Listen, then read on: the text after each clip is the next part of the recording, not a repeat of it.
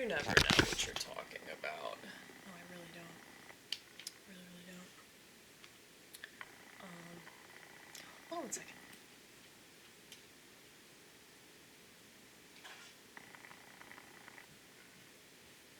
I know I've shown you guys this trick before.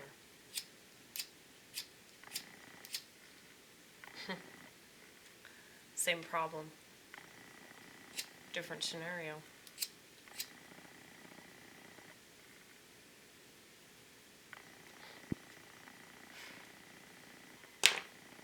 That's the absolute worst, when you're so excited for a cigarette and then your lighter won't even fucking work. It's terrible. It's absolutely terrible. But just think about how much more terrible it is to be charging your vape pen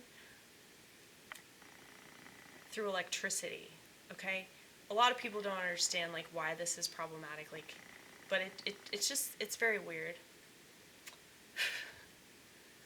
It's very weird that you're, like, charging it into, like, an electrical outlet, and, I mean, I know that smoking is bad. You don't have to tell me that smoking is bad, and I'm not trying to make a case that, like, smoking is totally fine, but it's still,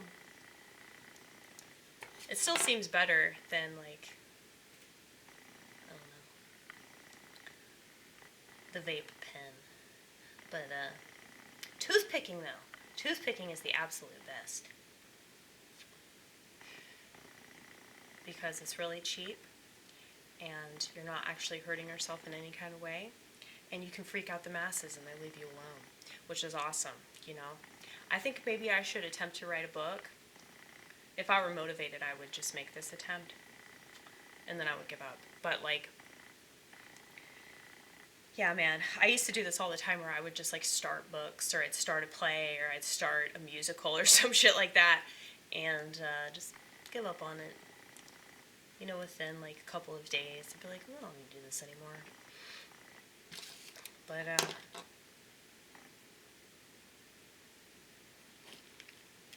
what was I even talking about? I don't know.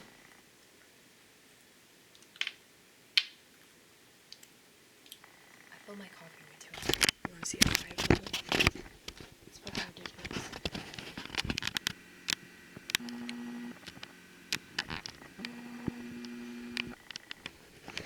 Will you let me drink it?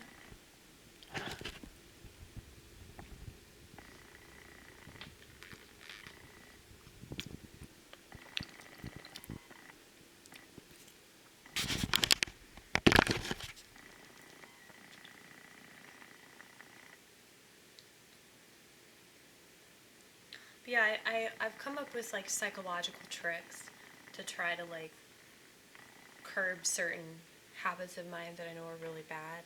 And I know that, you know, smoking, for example, for me, I actually encourage smoking, but for me, I was like a 2-pack a day smoker, so it was a very expensive habit, and, you know, at this point, I'd probably be like a 3 to 5 to possibly 7-pack a day smoker, which I definitely can't afford, and cigarette prices have gone up quite a bit, so I quit, like, I don't know, 6.5 years ago?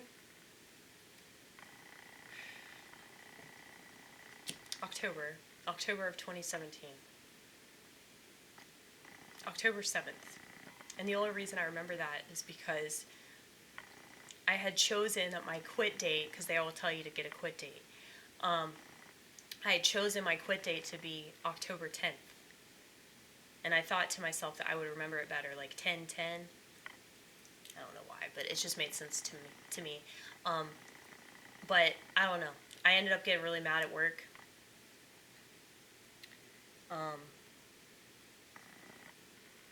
Which was the 7th. And, or no, I guess it was the 6th. Where, like, I'd finished my cigarettes, and then I was just like, why don't you not buy another pack? Why don't you just go home and not smoke any more cigarettes? That's really all it takes, is just one decision, one simple decision. Like, okay, just let's not do that. We've been doing that enough, you know? Like, I wish that people could understand that aspect of sobriety, any kind of sobriety. It's like, whatever you're doing that's making you think that you should sober up from that thing, obviously, like, what that's like. You know what that experience is. Getting drugged up or drunk or watching porn or shopping. And so, it's like, what that's like.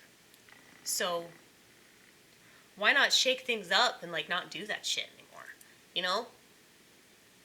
It's just, I kind of look at it like it's an adventure rather than, thinking like, oh no, I can't do that one thing that I've been doing consistently for years that's really not as great as I keep thinking it is, but for whatever reason I'm so hooked on it.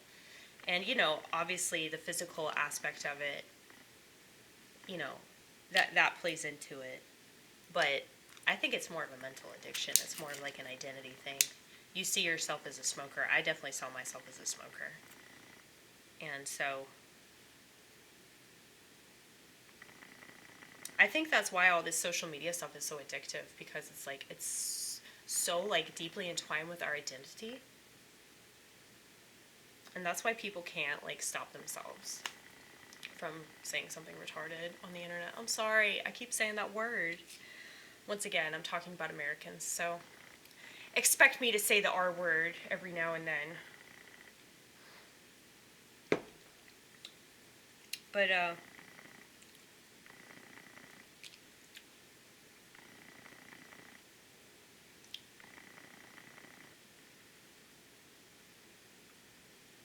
I'm gonna make sure my piano's off.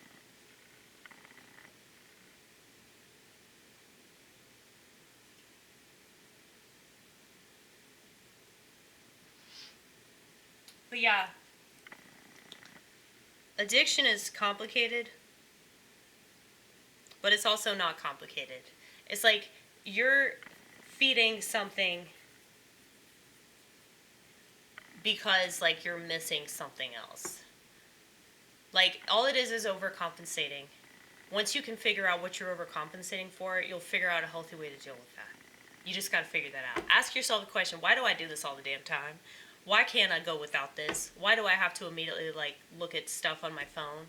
Why do I have to hit my vape pen? Why do I need that pack of cigarettes? Why do I need that liquor? Why do I need that weed? Why do I need that crack cocaine? Why do I need psychiatric medication? Why do I need birth control? Why do I need the television? Why do I need this crap food?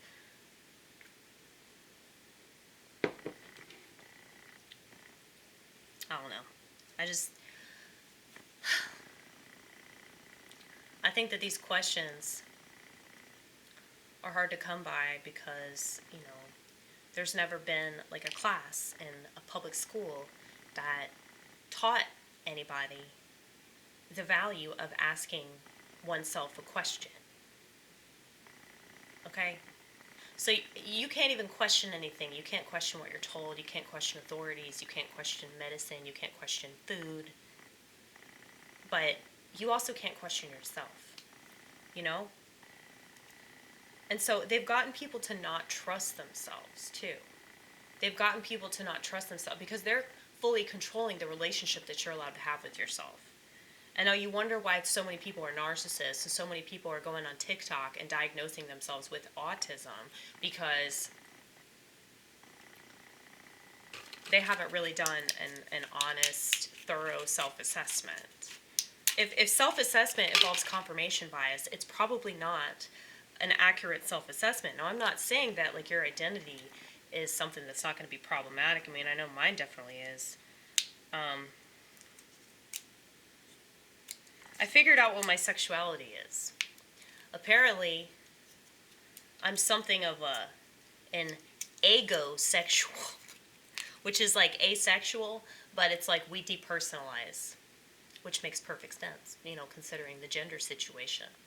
Because that's something that a lot of people that are legit trans, that's what we do. We see ourselves as something entirely different. But the difference is I know that it's a false identity. Most of these motherfuckers don't.